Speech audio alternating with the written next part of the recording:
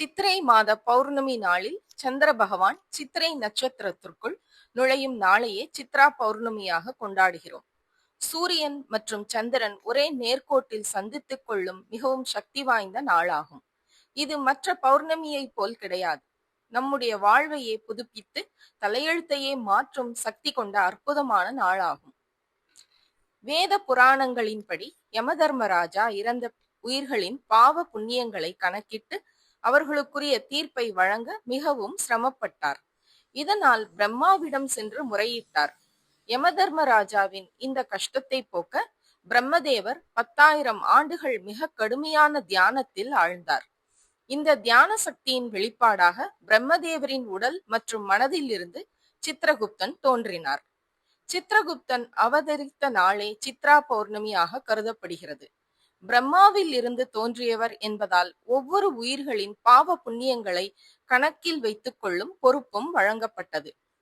ஒருவர் இறந்த பிறகு அவர்கள் செய்த பாவங்களுக்கான தண்டனையை அனுபவித்து மறுபிறவி எடுக்க வேண்டுமா அல்லது முக்தி அடைய வேண்டுமா என்பதை முடிவு செய்பவரும் சித்திரகுப்தன் தான். கிரிவலம் வரும் பக்தர்கள் சித்ரா பௌர்ணமி தினத்தில் லட்சக்கணக்கான பக்தர்கள் வருவதால் முன்கூட்டியே வந்து கூட்ட நெரிசலை தவிர்க்கலாம். முதியவர்கள், குழந்தைகள், கர்ப்பிணி பெண்கள் அன்றைய தினத்தில் அதிகாலை வேளையில் பக்தர்கள் குறைவான நேரத்திலோ அல்லது ராஜகோபுர தரிசனம் செய்வதோ நல்லது.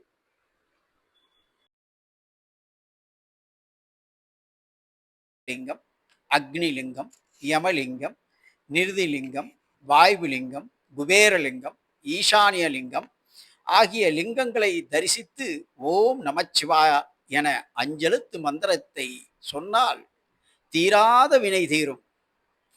ஏன் சித்ரா பௌர்ணமி கிரிவலம் பிரசித்த பெற்றது? என்ன விசேஷம் என்று பார்த்தால் 108 சிவ ஆலயங்களில் தரிசித்த பலன் இந்த ஒரு கிரிவலத்தில் கிடைக்கும். மாதந்தோறும் பௌர்ணமி திங்கள் வந்தாலும் சித்திர நட்சத்திரத்தில் பௌர்ணமி கூடி வரும் சித்ரா பௌர்ணமி தமிழ் மாதங்களில் முதல் மாதத்தில் வரும் தமிழ் புத்தாண்டு மாதமான சித்திரை மாதத்தில் வருகிறது. இப்படி கார்த்திகை தீபம், சித்ரா பௌர்ணமி உட்பட தினங்களில் லட்சக்கணக்கான மக்கள் கிரிவலம் வருவது, ஒரு கிரிவலம் வருவது 12 கிரிவலத்திற்கு சமம் என்ற பலனை தரக்கூடியது.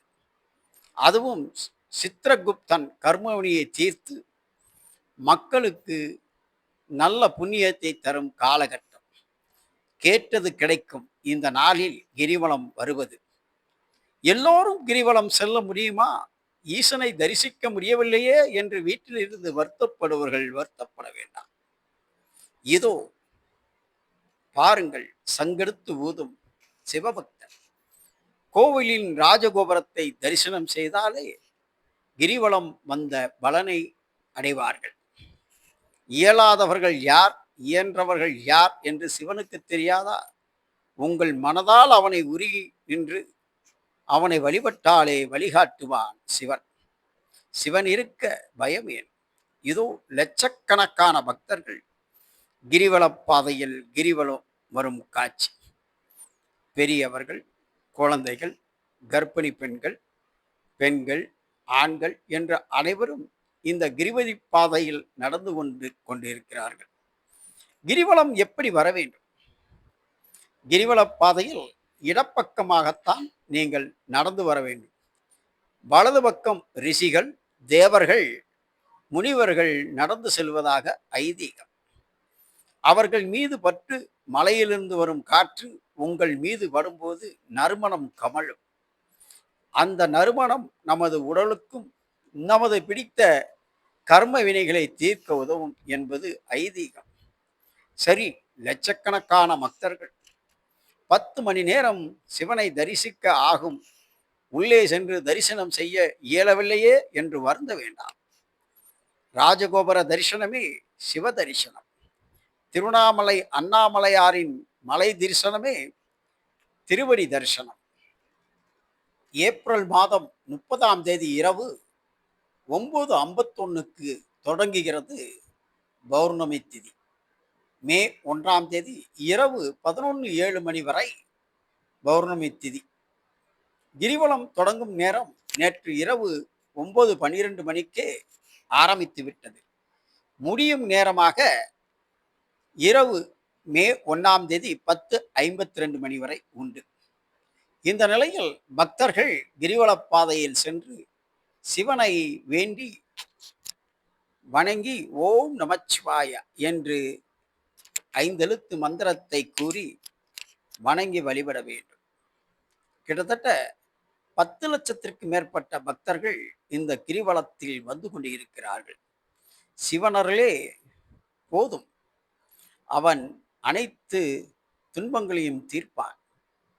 தொழில் வளம், திருமணத் தடை நீக்குதல், புத்திர பாக்கியம், திருமண பாக்கியம், உடல்நலை, செல்வ நிலை உயர சித்ரா பௌர்ணமி கிரிவலம் 16 வகையான செல்வங்களை வழங்கும்.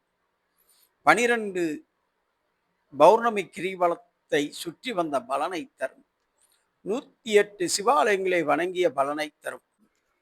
கிரிவலம் வரும் பக்தர்கள் சித்ரா பௌர்ணமி தினத்தில் லட்சக்கணக்கான பக்தர்கள் வருவதால் முன்கூட்டியே வந்து கூட்ட நெரிசலை தவிர்க்கலாம். முதியவர்கள், குழந்தைகள், கர்ப்பிணி பெண்கள் அன்றைய தினத்தில் அதிகாலை வேளையில் பக்தர்கள் குறைவான நேரத்திலோ அல்லது ராஜகோபுர தரிசனம் செய்வதோ